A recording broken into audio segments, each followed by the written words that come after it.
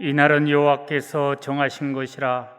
이날에 우리가 즐거워하고 기뻐하리로다. 아멘.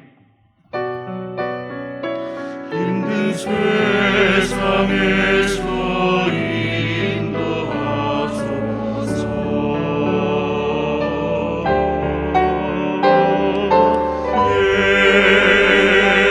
예수, 오 예수, 지게 모셔서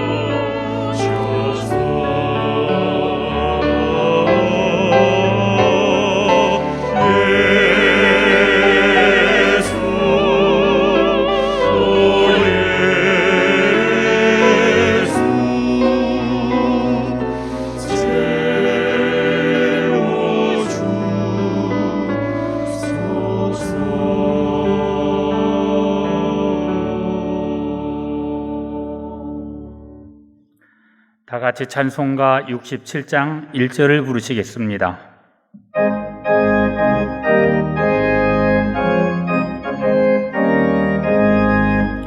영광의 왕께 다 경배하며 그 크신 사랑을 찬송하라. 예부터 영원히 참 되시니 그 영광의 주를 다 찬송하라.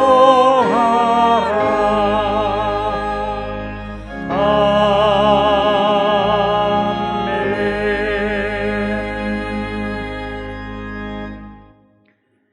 지난 한 주간을 돌이켜보며 간절한 마음으로 참회의 기도를 다 함께 드리겠습니다.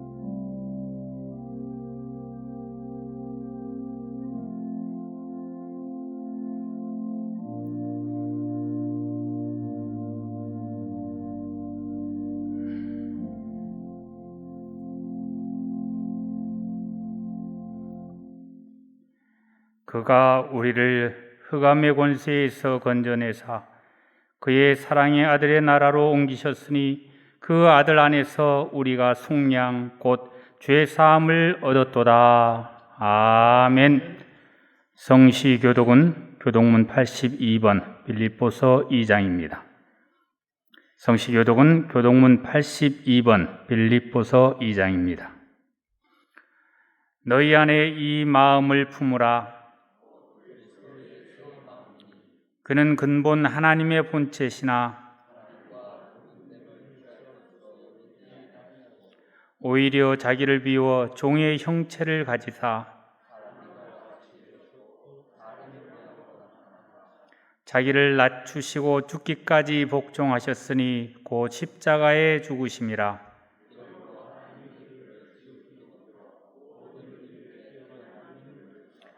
하늘에 있는 자들과 땅에 있는 자들과 땅 아래에 있는 자들로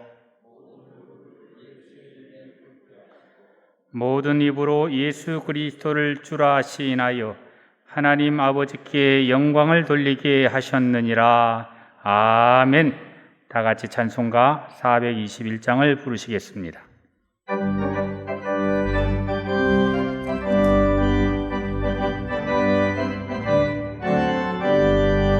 내가 예수 믿고서 죄사함받아 나의 모든 것 다 변했네. 지금 내가 가는 길 천국길이요 주의 피로 내 죄가 씻겼네. 나의 모든 것 변하고 그 피로 구속받았네. 하나님은 나의 불론 되시오니 내게 정죄함없겠네.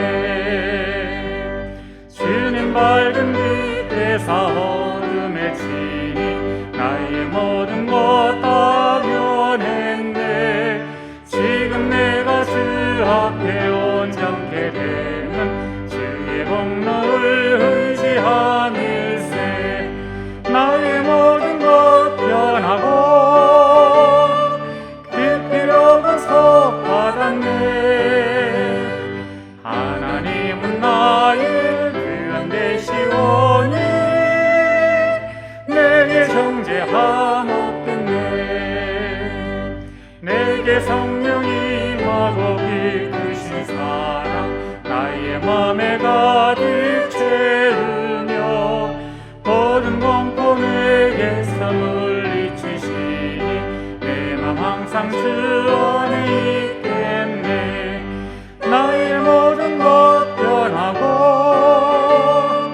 그 피로 구속받았네. 하나님은 나의 구원 되시오니 내게 정죄함없겠네. 김원집 장로님께서 기도하시겠습니다.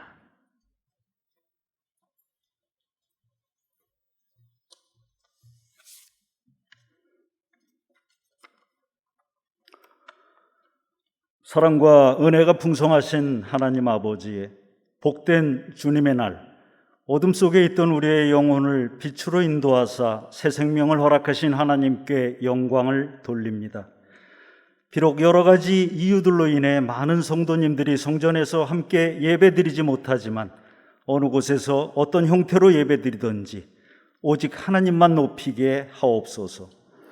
지난 한 주간도 기쁨 충만한 하늘의 삶을 살지 못하고 걱정, 근심과 욕심으로 가득 찬 세상의 삶을 살았음을 고백하며 회개하오니 다시금 회복의 은총을 베풀어 주옵소서. 주님, 이번 주간에는 우리의 전통인 추석 명절이 있습니다. 부모, 형제, 일가, 친척을 만나는 그 자리에 하나님도 늘 함께 계시오며 온 가족이 믿음으로 하나 되어 여호와만을 섬기는 복된 가정들 되게 하옵소서.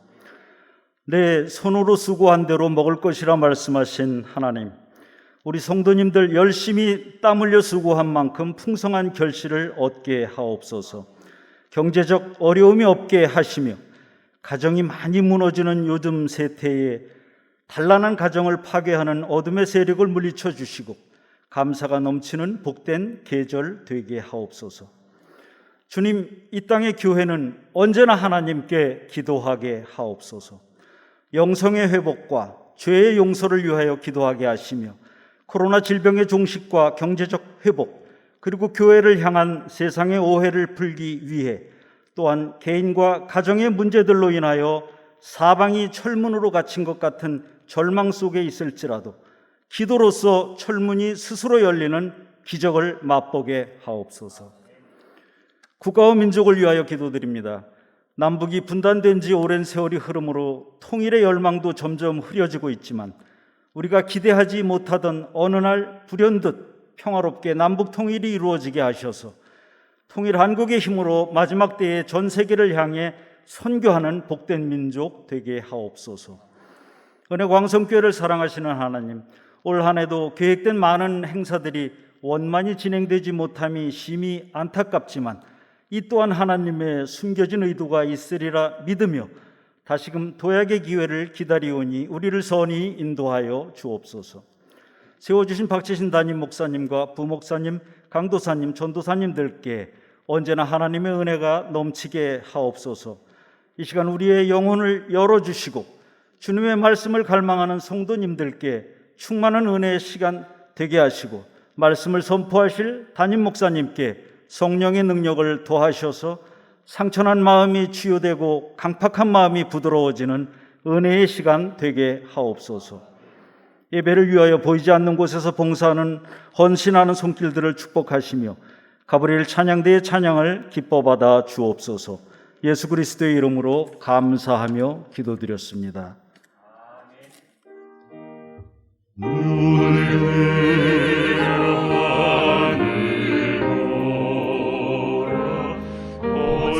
어지러운 세상 중에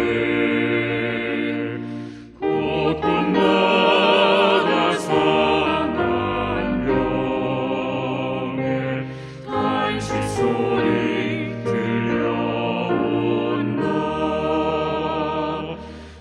이치리 많은 사람 길을 잃고 헤매이며 당자처럼 기진하니 믿는 자여 어리알고.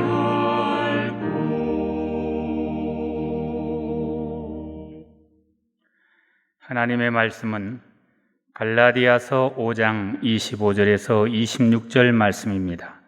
신약 성경 309쪽입니다.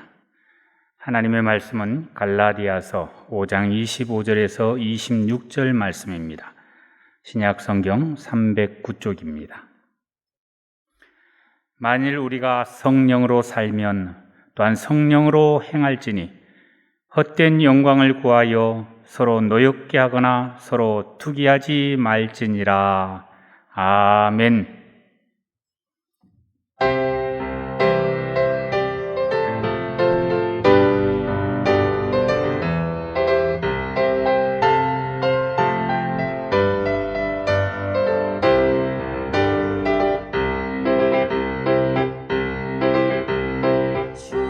주님을 찬양하세. 영광의 주님 예수. 온천하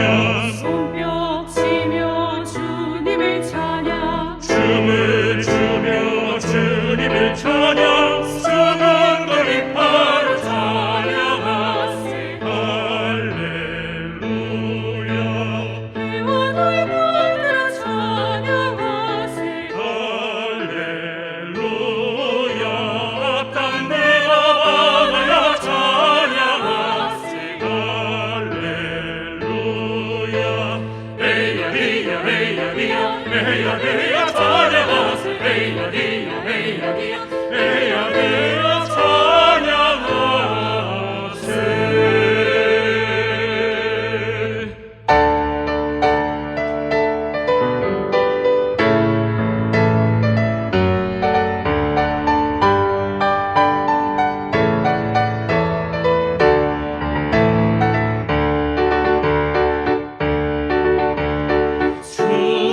주님을 찬양하세.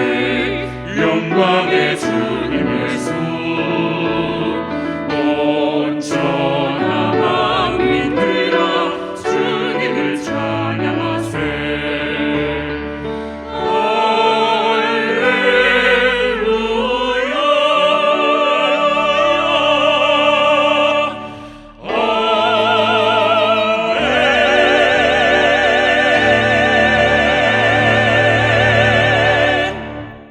아멘.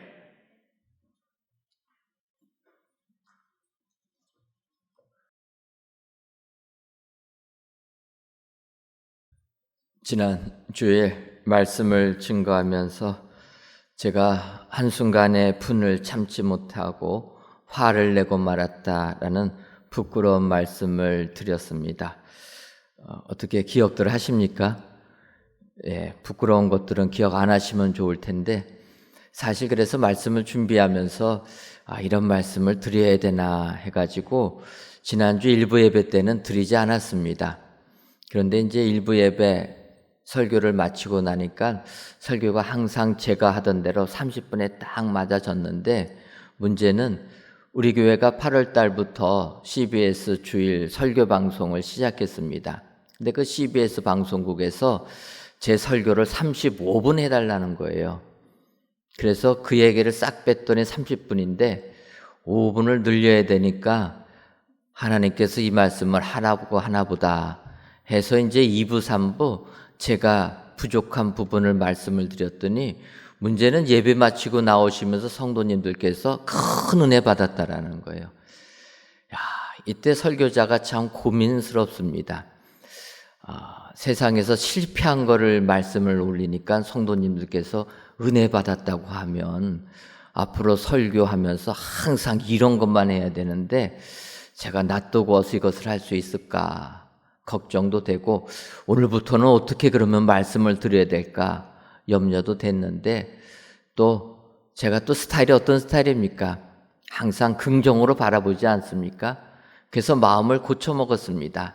우리 성도님들께서 이렇게 제가 실수한 것을 좋아하니까 한편으로 설교자로서 부담이 없어서 좋겠다, 이런 생각입니다. 여러분, 설교자들이 항상 짓눌리는 것은 하나님의 말씀은 선포는 했지만 그 선포대로 살지 못한다는 것에 대한 부담감에 짓눌려 있다라는 거예요.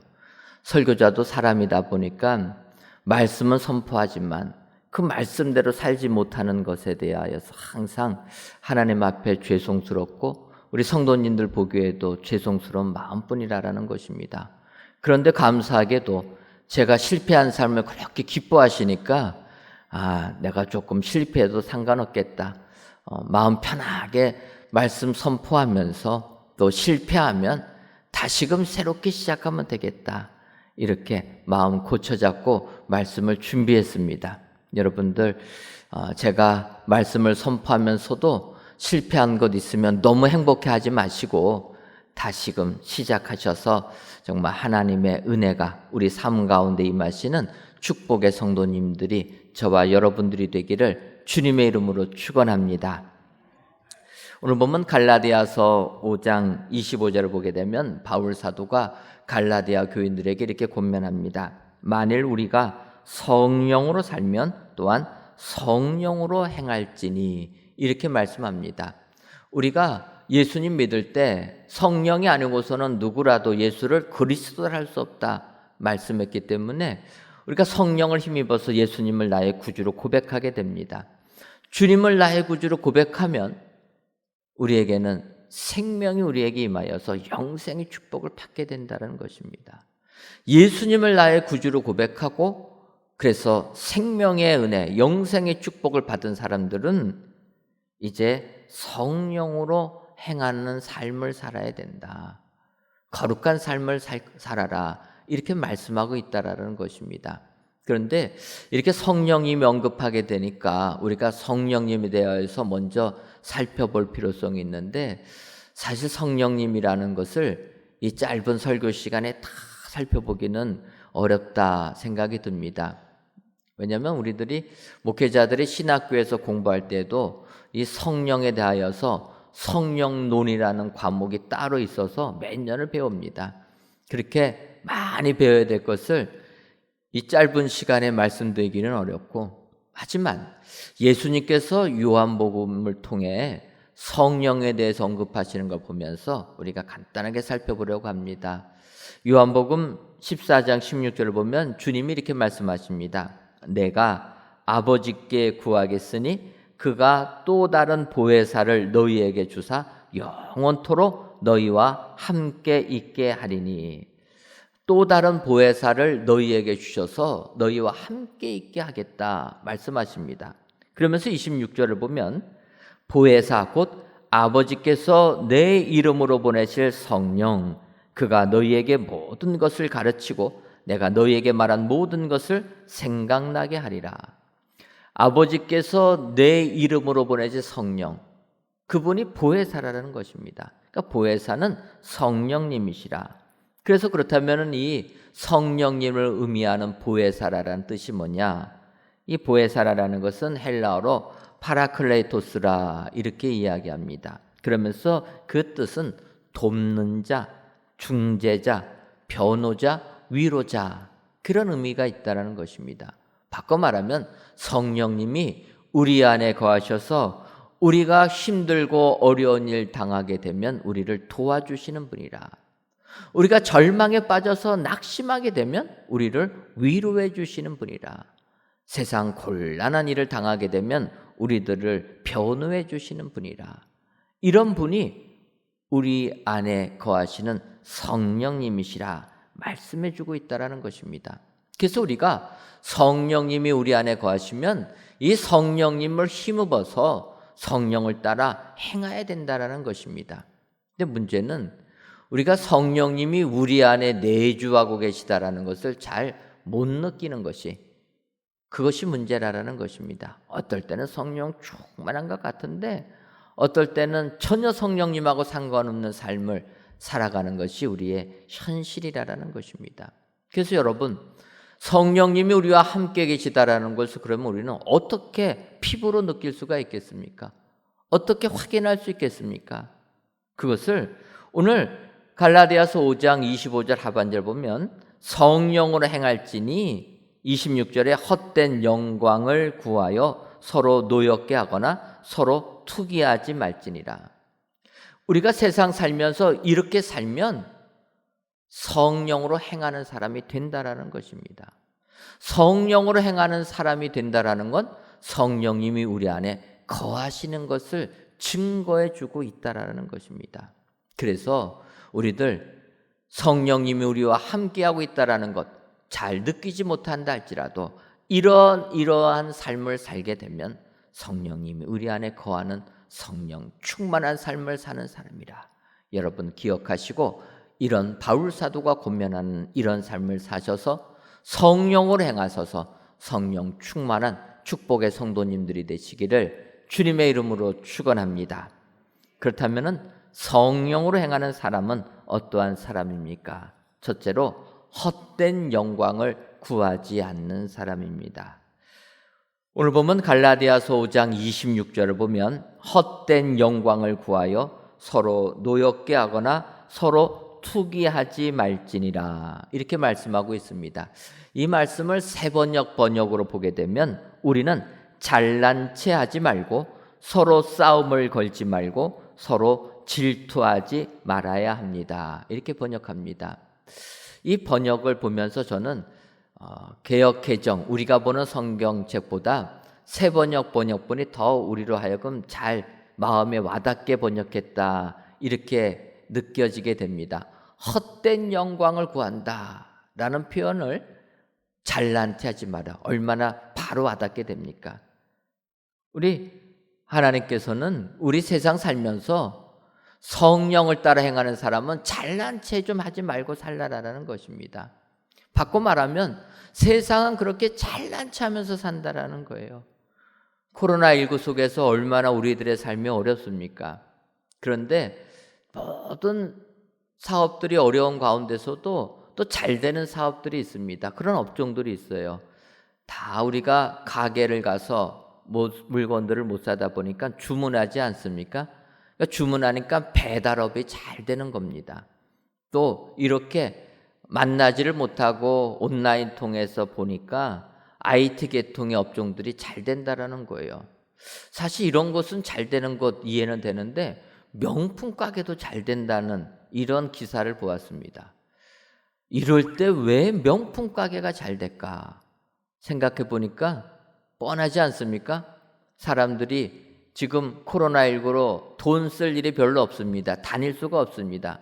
그러니까 돈을 모아야 되는데 모을 생각 안 하고 남한테 좀 자랑하고 싶어서 명품을 막 산다라는 거예요. 그래서 나중에 코로나19 해제되면은 사람들 만나면서 들고 다니려고. 그래서 명품 파는 가게들이 그냥 줄을 새벽부터 쓴다라는 것입니다. 왜 그렇습니까? 자랑하고 싶어서. 잘난 체하고 싶어서. 남과 비교해서 내가 이만큼 더 좋다, 잘났다, 자랑하려고 한다라는 거예요. 이런 이야기가 있습니다. 예전에 어떤 직장인이 해외 발령을 받은 것입니다. 그래서 해외 주재원이 돼가지고 이제 식구들을 데리고 해외에 근무하게 됩니다. 여러분, 해외에 가서 근무하게 되면 직장에서 월급을 더 줍니다. 남의 나라 가서 근무하니까. 그래가지고 이제 이 직장인 월급이 더 많아지니까 좀 물건들을 사지 않습니까? 그러니까 아내 되는 사람이 우리나라에 사지 못했던 밍크 코트를 산 겁니다. 얼마나 자랑하고 싶으면. 그 남들은 입는데 자기는 못 입으니까 이때가 기회라 생각해서 밍크 코트를 샀는데, 문제는 해외 근무하는 장소가 따뜻한 나라라는 거예요. 열대지방. 여러분, 밍크 코트는 추운 나라, 추운 계절에 입는 옷인데 따뜻한 열대지방에 가니까 밍크 코트를 입을 수가 있습니까? 돈이 있어서 사기는 샀는데 자랑할 수가 없는 겁니다. 그러니까 그분이 아이디어를 낸 거예요. 일하는 분들한테 이야기를 해가지고 우리 집을 에어컨 빵빵하게 틀어가지고 얼어 죽을 정도로 만들어라. 그래가지고 일하는 사람 보는 앞에서 밍크코트 꺼내서 입었고 다녔다는 거 아닙니까? 자랑하고 싶어서. 사람들은 이렇다라는 거예요. 이렇게 자랑하는 것입니다. 그런데 오늘 성경을 보게 되면 이렇게 잘난 체 하는 것, 이것을 헛된 영광이라는 것입니다. 빈 거, 텅 빈 거라는 거예요. 여러분, 세상 살면서 세상 사람들은 헛것에, 허풍 떠는 것에, 허영심에 찌들려 산다라는 것입니다. 그래서 남자와 여자가 만나서 결혼할 때 상견례 하지 않습니까? 신랑 측 신부들, 부모들이 만나서 상견례 하는 곳이 어찌 보면은 명품 휘감고 가는 장소가 됐다라는 겁니다.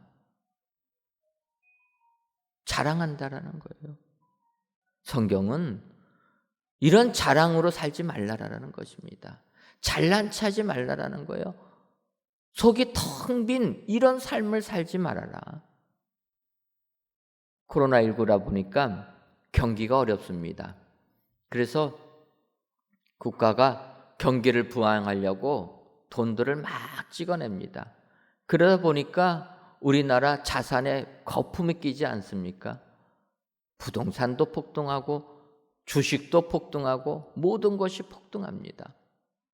그것은 경제적인 부분만이 아니라는 거예요. 우리 사회가 어느 순간에 사회적으로나 문화적으로나 거품이 끼었다라는 것입니다. 한쪽에서는 얘기합니다. 우리나라 선진국이 되었다. 여러분, GDP 많다고 선진국이면은 아랍 쪽도 다 선진국이게요. 여러분, 물질 많다고 선진국 되는 건 아닙니다. 경제가 올라가고 문화도 같이 올라가야 된다라는 거예요. 사람들의 수준이 같이 올라가야지 선진국이 되는 거지, 거품만 잔뜩 낀 거, 그거 선진국 안 된다라는 겁니다. 세상 사람들이 이렇게 거품 낀 삶을 산다라는 거예요. 자랑하고 싶어서, 잘난 체 하고 싶어서 헛된 영광을 구하며 살아간다. 하지만 오늘 성령으로 행하는 사람은 그러지 않는 사람이라는 거예요. 그러나 문제는 교회 안에도 이런 헛된 영광을 구하는 사람들이 있다라는 것입니다. 예수님 믿으면 겸손하게 자랑하지 말고 남이 알아주지 않아도 뒤에서 주님 섬겨야 되는데 교회 안에서도 잘난 체 한다라는 것입니다. 그것은 오늘 성경에서 성령으로 행하는 사람이 아니라 경고하고 있다라는 거예요. 오늘 귀한 예배를 드리시는 사랑하는 성도 여러분, 성령으로 행하시는 성령 충만한 축복의 성도님들 되시기를 원하십니까? 그렇다면 헛된 영광을 구하지 아니하시는 여러분들 되시기를 주님의 이름으로 축원합니다. 잘난 체 하는 것이 아니라 겸손하게 주님만 섬길 때 우리는 성령으로 행하는 축복자들이 다 될 줄 믿습니다. 오늘 귀한 예배를 드리신 저와 여러분들이 이 같은 사람이 되어서 성령으로 행하는 축복의 성도님들이 되시기를 주님의 이름으로 축원합니다. 다음으로 성령으로 행하는 사람은 서로를 노엽게 하지 않는 사람입니다. 오늘 보면 갈라디아서 5장 26절 중반절을 보면 서로 노엽게 하거나, 근데 새 번역에서는 이렇게 얘기합니다. 서로 싸움을 걸지 말고. 성령으로 행하는 사람은 싸움을 걸지 않는다라는 것입니다. 그런데 생각해 보면 저부터도 어찌 보면은 싸움 걸 것에 대비해 가지고 한마디만 저한테 안 좋은 얘기하면은 그냥 몇 배를 갚아주려고 싸울 준비 다 하고 사는 사람 같습니다. 그래서 지난주도 그런 고백한 것 아닙니까? 그냥 좀 넘어가도 되는 건데 그냥 죽기 살기로 싸운다라는 거예요. 오늘 성경은 말씀합니다. 서로 노엽게 하면 안 된다라는 거예요. 서로 싸움을 걸지 말라라는 것입니다. 좀 상처 주는 말을 들어도 내가 그냥 소화시켜 나가라라는 겁니다. 그래서 잠언 15장 1절을 보면 이렇게 얘기합니다. 유순한 대답은 분노를 쉬게 하여도 과격한 말은 노를 격동하느니라.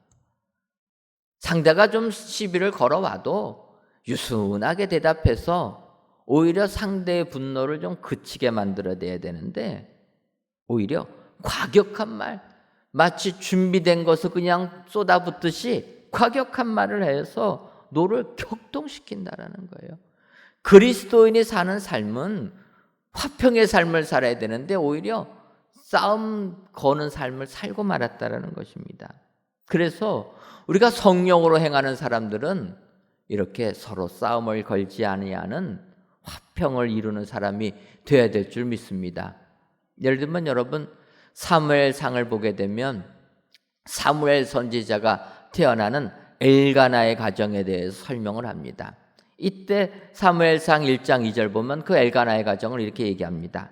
그에게는 두 아내가 있었으니 한 사람의 이름은 한나요 한 사람의 이름은 분인나라. 분인나에게는 자식이 있고 한나에게는 자식이 없었더라. 여러분, 한 남편에게 두 명의 아내가 있었다. 그것만 해도 문제가 심각한 것 아닙니까? 그런데 이런 심각한 가정에 또 다른 문제, 분인나에게는 자식이 있고 한나에게는 자식이 없었다. 안 봐도 뻔한 것 아닙니까? 얼마나 힘들었겠습니까? 역시나 6절을 보면 이렇게 얘기합니다. 여호와께서 그에게 임신하지 못하게 하심으로 그의 적수인 분인나가 그를 심히 격분하게 하여 괴롭게 하더라. 자식이 있는 분인나가 한나를 격분시켰다라는 것입니다. 뭐 안 봐도 어떻게 약 올렸는지 뭐 뻔한 것 아닙니까? 그냥 거기에 원통하고 마음 상하고 화가 너무나 커서 격분했다라는 거예요. 어느 정도냐면 7절 중반절 이하를 보면 분인나가 그를 격분시키므로 그가 울고 먹지 아니하니. 너무나 화가 나가지고 울면서 밥도 먹지 않았다라는 것입니다. 그러지 않습니까? 너무나 화가 나면 입맛이 다 떨어지고 음식 먹으면 체하지 않습니까? 그러니까 원통하니까 한나가 격분이 되어서 울음밖에 안 나왔다라는 거예요. 근데 여러분, 한나는 이렇게 힘들었을 때, 정말 격분되었을 때 그는 기도하는 여인이었다라는 것입니다. 한나가 우리와 다른 것은 이렇게 분인나가 자기를 힘들게 하고 원통하게 하고 싸움을 걸어도 한나는 성전에 가서 기도했다라는 거예요. 어느 정도 처절하게 기도했냐면 엘리 제사장이 한나에게 술주정 그만하라 할 정도로. 여러분, 술주정하는 사람들이 이성이 있습니까? 막무가내 아니겠습니까? 한나의 그 심정이 얼마나 힘들고 억울했으면 하나님께 이렇게 매달렸다라는 거예요. 책망하는 엘리를 향하여서 한나가 이야기하니까 엘리가 축복해 줍니다. 너에게 아들을 주실 것이다. 여러분, 한나 하나님의 은혜로 이렇게 사무엘을 얻은 다음에 사무엘을 하나님께 바칩니다. 그가 얼마나 힘이 들었으면 하나님 나에게 아들 주시면 내가 키우길 생각은 하지도 않고 하나님께 바치겠습니다. 나에게 자식이 있다라는 그 은혜만 주옵소서. 그렇게 서원 기도한 한나, 아들 얻게 되니까 사무엘을 바칩니다. 그런데 하나님께서는 그런 한나를 보시고 아들 셋과 딸 둘을 덤으로 더 주셨다. 여러분, 시비를 아무리 걸어와도 내가 억울해도 같이 싸움 걸지 아니하고 하나님께 기도하는 자에게는 이런 5배나 넘는 갑절의 축복을 주실 줄 믿습니다. 이게 얼마나 큰 은혜입니까? 이런 사람이 성령으로 행하는 사람이라는 거예요. 서로 네가 이렇게 하면 나는 이렇게 하겠다 싸우지 아니하고. 여러분, 이제 우리들 또 추석 명절을 다가옵니다. 많은 사람 만나고 또 주변의 이웃들 만날 때 정말 서로가 서로를 격분시키지 마시고 싸움 걸지 마시고 오히려 힘든 일 당하면 하나님께 기도하여서 하나님이 주시는 축복을 받아 누리시는 은혜의 성도님들 되시기를 주님의 이름으로 축원합니다. 마지막 세 번째로 성령으로 행하는 사람은 서로 투기하지 않는 사람입니다. 갈라디아서 5장 26절 하반절을 보면 서로 투기하지 말지니라. 세 번역은 서로 질투하지 말아야 합니다. 이렇게 얘기합니다. 투기, 질투 비슷한 이야기인데 이 투기라는 헬라어 포도네오라는 단어는 딱 갈라디아서 5장 26절에 딱 한 번 쓰여졌습니다. 그러니까 성경을 보면서 이 단어가 어떤 단어인지 우리가 비교해서 알기는 어렵습니다. 그래서 이런 단어는 당대 쓰여진 헬라어 문헌들을 보면서 그 의미를 유추해냅니다. 그때 이제 쓰였던 단어인 이 단어를 보니까 이 단어는 그런 의미라는 거예요. 자기가 원하지만 내가 소유하지 못한 것을 남이 갖고 있음을 시샘하는 마음, 이거라는 거예요. 이게 질투라는 것입니다. 내가 어떤 것을 갖기를 원했습니다. 그런데 내가 얻지를 못한 거예요. 그것을 남이 가지고 있습니다. 그러니 내 마음이 어떠합니까? 그때 드는 마음이 질투라는 거예요. 여러분, 이런 마음 생긴 적 없으십니까? 저만 생긴 것 같으네요. 저는 자주간 배가 아픕니다. 이게 질투라는 거예요. 시기라는 겁니다. 그래서 여러분, 우리 교회 하나님께서 이렇게 아름다운 성전 주셨을 때 우리가 더 조심해야 된다는 거예요. 남들이 시기한다는 겁니다. 그래서 더 겸손하게 우리가 이 아름다운 성전에서 믿음 생활 해야 될 줄 믿습니다. 이 질투라는 것이 어느 정도 무서우냐? 솔로몬은 아가서 8장 6절 중반절에 이렇게 얘기합니다. 질투는 수월같이 잔인하며 불길같이 일어나니 그 기세가 여호와의 불과 같으니라. 질투는 수월같이 잔인해서 사람들 죽인다라는 겁니다. 질투심. 그런데 그 질투심은 그 기세가 여호와의 불같이 어느 누구도 꺾지 못한다라는 거예요. 사람에게 한번 질투심이 유발되게 되면 어느 누구도 꺾지 못한다라는 거예요. 그래서 우리는 성령의 불로 질투심 없애기 전에까지는 질투심 못 내버린다는 것입니다. 그래서 우리가 성령으로 행하는 사람들은 질투심을 버려야 될 줄 믿습니다. 여러분, 세상 사람들은 질투하면은 여성들이 하는 것이 질투다 이렇게 얘기합니다. 여성들이 얼마나 질투심이 많습니까? 근데 제가 보기에는 여성들이 하는 질투는 그래도 뭐 질투심이 있으면 서로 욕하고 마음 상하고 상처받고 이 정도로 끝나는 게 여성들의 질투심이라는 거예요. 근데 문제는 남자들이 질투하면 어떻게 됩니까? 여러분, 남자들이 질투하면은요 사람 다 죽입니다. 예를 들면 사울왕 보시기 바랍니다. 다윗이 골리앗 죽이고 개선하니까 이스라엘 여인들이 이렇게 얘기합니다. 사울이 죽인 자는 천천히요, 다윗이 죽인 자는 만만히로다. 그 말을 들은 사울왕이 분노합니다. 질투하는 거예요. 그래서 어떡합니까? 다윗 죽이려고 하는 겁니다. 다윗이 그래서 도망 다니지 않습니까? 도망 다니다가 다윗을 도와준 제사장들이 있었습니다. 그것을 사울이 못 보는 거예요. 그래서 다윗을 도와준 노베 제사장 85명을 다 죽여버린 사람이 사울이라는 거예요. 남자들이 질투하면 다 죽인다는 것입니다. 그것뿐입니까? 여러분, 다윗과 함께 이스라엘 나라를 든든하게 통일왕국으로 세우는데 혁격한 공을 세운 요압 장군이 있습니다. 다윗의 총사령관입니다. 그런데 그 요압 장군 다윗에게 도움은 주었지만 그의 질투심으로 인하여서 다윗에게 가장 어려운 상황을 초래하게 한 것도 요압이라는 사람인 것입니다. 먼저 사울왕이 죽은 다음에 이제 다윗이 이스라엘 나라를 통일할 즈음에 사울왕의 아들을 왕으로 세워가지고 또 이 사울왕을 따르는 세력들이 있었습니다.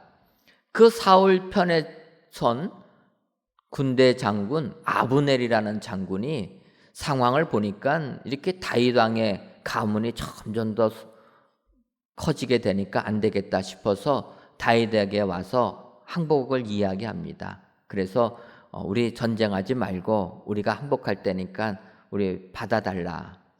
그러니까 다윗이 기뻐가지고 아브넬에게 얘기합니다. 너가 우리나라 상대 사울의 대장군이었지만 항복하게 되면 우리나라의 대장군으로 삼아주겠다. 그렇게 약속을 합니다. 문제는 이 이야기를 들은 다윗 쪽 요압이 분노했다라는 거, 질투했다라는 겁니다. 아니 그러면 아브넬이 대장군이 되면 나는 뭐가 되냐? 그 질투심에 집으로 돌아가던 아브넬을 다시 다윗 왕이 부른다고 돌아오게 합니다. 그리고 나서 칼로 찔러 죽여버렸다는 거예요. 그것 때문에 다윗이 상처받습니다. 평화롭게 협상해서 다윗 가문과 사울 가문이 동족 상잔의 비극 없이 통일 왕국이 되려고 하는 그 찰나 요압의 질투심으로 인하여서 나라가 전쟁하고 말았다는 것입니다. 이렇게 상처받은 사람이 다윗인 것입니다. 그런데 요압의 질투심은 이렇게 한 번으로 끝나지 않습니다. 다윗 말년에 다윗 아들 압살롬이 또 반란 일으키지 않습니까? 그것을 요압이 또 물리칩니다. 그런데 압살롬이 죽은 다음에도 그 압살롬 쪽에 섰던 사람들이 있는 것입니다. 그 중에는 군대 장군 아마사가 있습니다. 그래서 그것을 보고 다윗이 사람을 보냅니다. 아마사야, 이제 더 이상 나와 다투지 말고 항복하고 평화롭게 지내자. 너가 압살롬 쪽에 섰지만은 항복하면 내가 너를 군대 장관으로 너의 지위를 인정해주고 우리 평화롭게 지내자. 그렇게 아마사에게 이야기합니다. 그 이야기를 들은 아마사 그 말이 옳다 생각해서 다윗에게 항복하려고 합니다. 하지만 문제는 뭡니까? 요압이 또 그 얘기를 듣습니다. 그럼 무엇입니까? 아마사가 다시 군대 장관이 되면 나는 또 버림받는다라는 거예요. 질투심이 발동합니다. 그래가지고 아마사를 죽이는데, 여러분, 아마사는 요압하고 사촌 형제지간입니다. 그래서 요압의 형입니다. 그래서 아마사가 만날 때 아마사는 사촌 동생이 오니까 경계를 풀고 요압을 친동생으로 맞아줍니다. 그렇게 인사하는 요압이 아마사의 수염을 잡고 칼로 찔러 죽였다라는 거예요. 여러분, 남자들이 질투하면은 사람을 다 죽인다라는 겁니다. 요압은 이렇게 질투심이 폭발해서 자기 군대 장관의 자리에 지키기 위하여서 사람들을 죽인 것입니다. 사촌 형도 다 죽이는 겁니다. 그러니 다윗이 얼마나 마음이 힘들었겠습니까? 그래서 다윗이 죽으면서 아들 솔로몬에게 이렇게 유언을 합니다. 열왕기상 2장 5절을 보면 수르야의 아들 요압이 내게 행한 일 곧 이스라엘 군대의 두 사령관 넬의 아들 아브넬과 예델의 아들 아마사에게 행한 일을 내가 알거니와 그가 그들을 죽여 태평시대에 전쟁의 피를 흘리고 전쟁의 피를 자기의 허리에 띤 띠와 발에 신은 신에 묻혔으니, 이렇게 이야기했다라는 거예요. 요압이 태평시대 전쟁의 피를 흘리게 만들었다라는 것입니다. 그러면서 나는 요압이 나에게 한 일이 있으니까 내가 요압은 어떻게 못하지만 너는 이제 새로운 이스라엘의 왕이 되니까 지혜롭게 행하라. 그렇게 유언하면서 죽은 것입니다. 여러분, 솔로몬이 지혜의 대명사 아닙니까? 다윗 왕이 지혜롭게 행하라 아버지의 이야기를 듣고 솔로몬 지혜롭게 행합니다. 그래서 어떡합니까? 요압 죽이고 만 것입니다. 여러분, 질투는 남을 죽일 뿐만 아니라 자기 자신도 죽게 만든다라는 거예요. 그래서 성령으로 행하는 사람들은 질투심을 내어 버려야 된다라는 것입니다.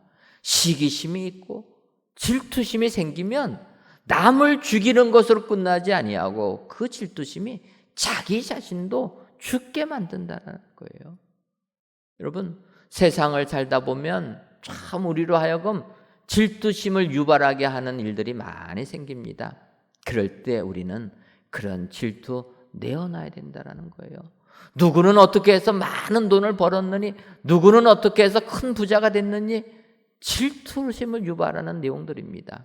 하지만 그런 질투심은 너를 죽일 뿐만 아니라 나까지 죽인다.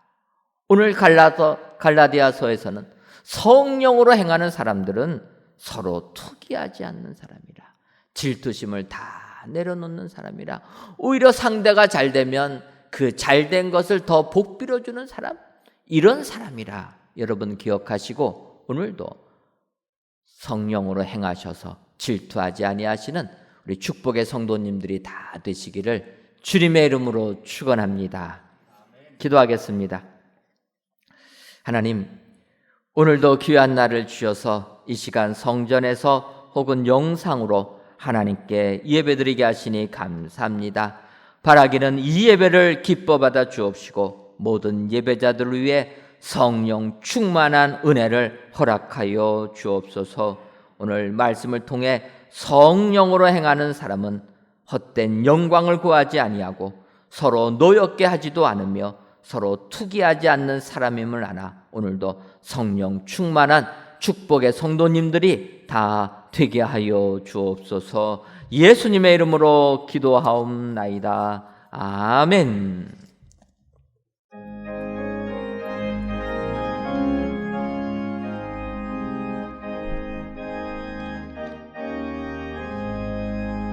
내 갈 길 멀고 험은 깊은데 빛 되신 주, 저 본향집을 향해 가는 길 비추소서. 내가 아닌 길 알지 못하나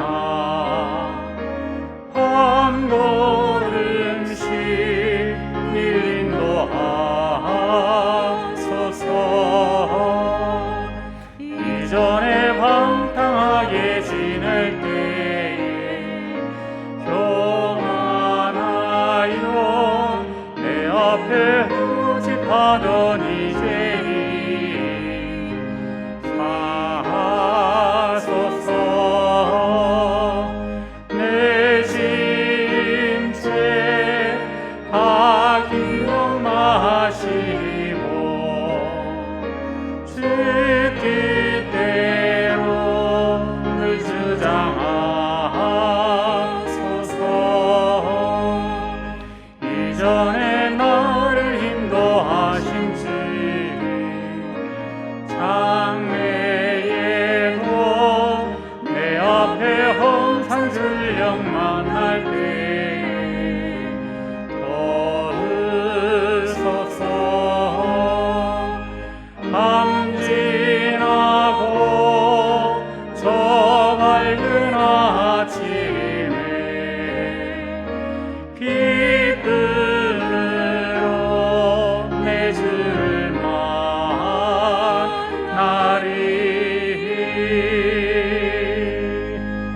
아멘.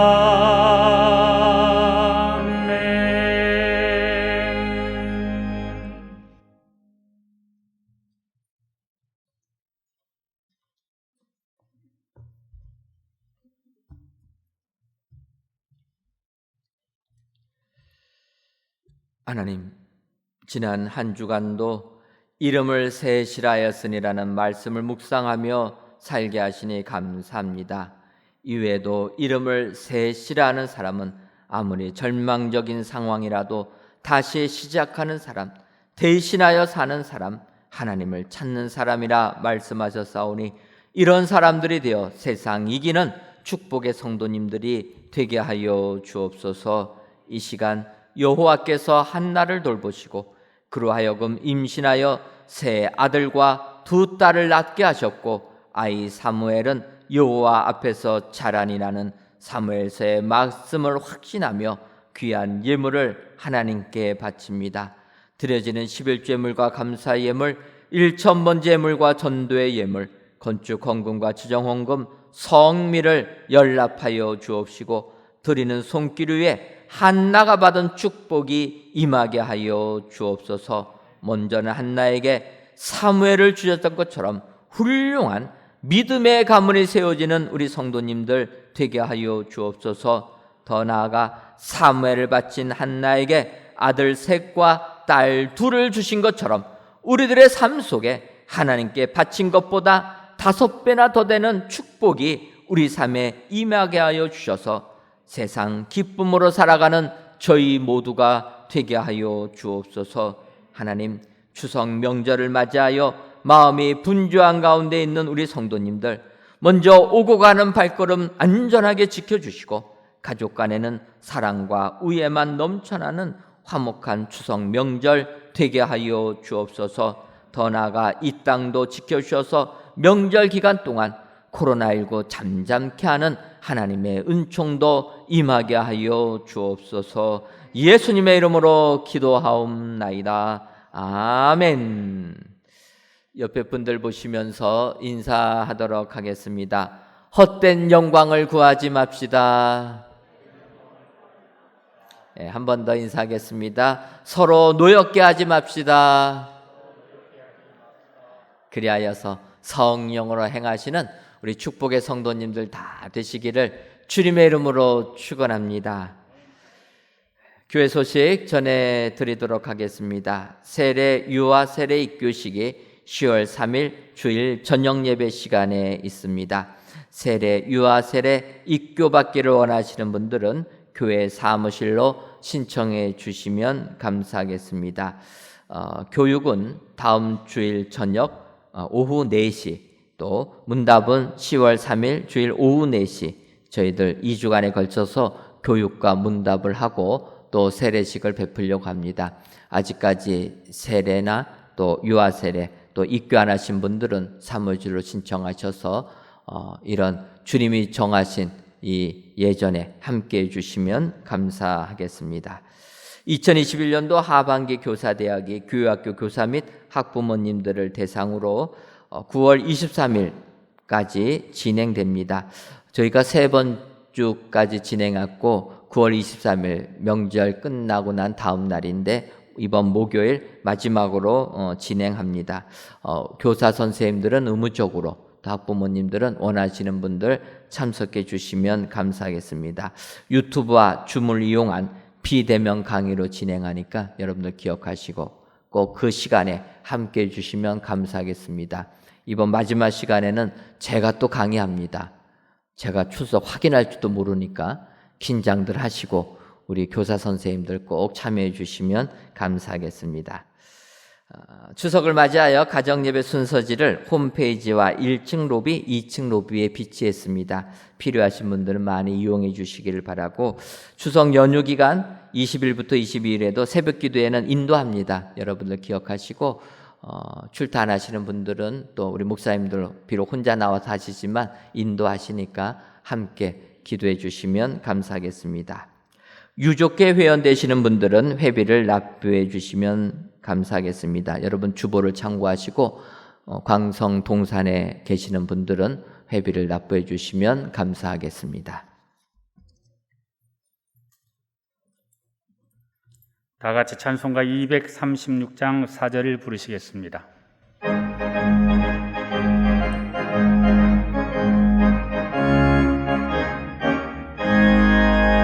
아름다운 그곳에서 구속받은 성도와 사랑하는 주님 만나 배울 때 주의 영광 노래하며 영원토록 살리라. 새 예루살렘에서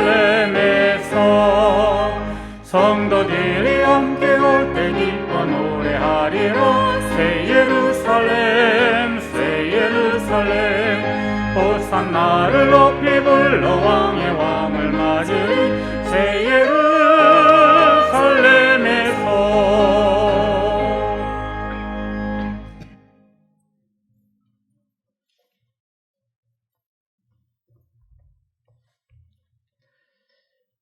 이제는 우리 주 예수 그리스도의 크신 은혜와 하나님 아버지의 한량없는 사랑하심과 성령님의 교통하심이 성령으로 행하는 성령 충만한 사람 되기로 다짐하는 사랑하는 은혜광성교회 모든 성도님들 위에와 속한 가정 위에 이제로부터 영원토록 함께 있을지어다. 아멘.